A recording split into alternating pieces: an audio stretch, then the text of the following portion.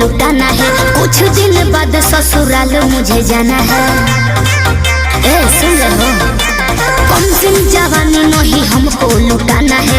कुछ दिन बाद ससुराल मुझे जाना है। शादी से पहले पूरा अरमान कर लेंगे। क्या? शादी से पहले पूरा अरमान कर लेंगे। चले कुमार में छौड़ी गंगा स्नान कर लेंगे। चले कुमार में छौड़ी गंगा स्नान कर लेंगे। डर लगता है रे।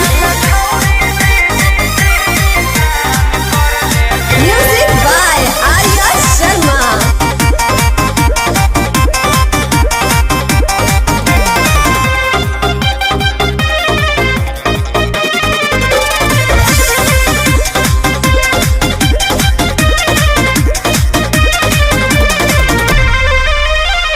सोनिया जी का चीज जब नहीं हो रवे में लुटाएंगे।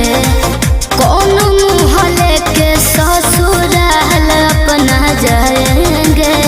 जो बोले समझ रहे हो ना। मत करे इतना फिक्रिया के छौरी, खाई है झूठो मुठो क्रिया के छौरी। थोड़ा भी रिस्क नहीं हमको उठाना है। अपने बलम जी का दिल ना दुखाना है। डरो ही काहे पहले पूरा प्लान कर लेंगे। नहीं डरो ही काहे पहले पूरा प्लान कर लेंगे। चले कुआरे में छौरी गंगा स्नान कर लेंगे। अरे समझा चले करो। कुआरे में छौरी गंगा स्नान कर लेंगे।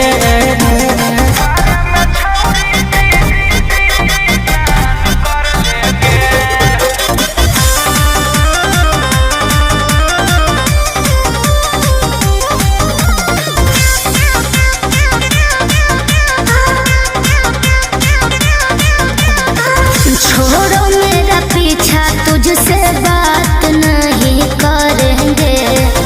अपने सजन से विश्वासघात नहीं करेंगे। अरे यार उसी टाइम से समझा रहे हो, समझ जाओ।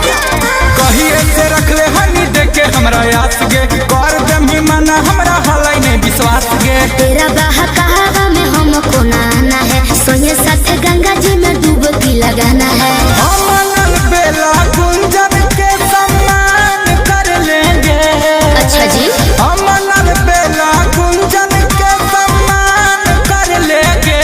चले कुआरे में छौरी गंगा स्नान कर लेंगे।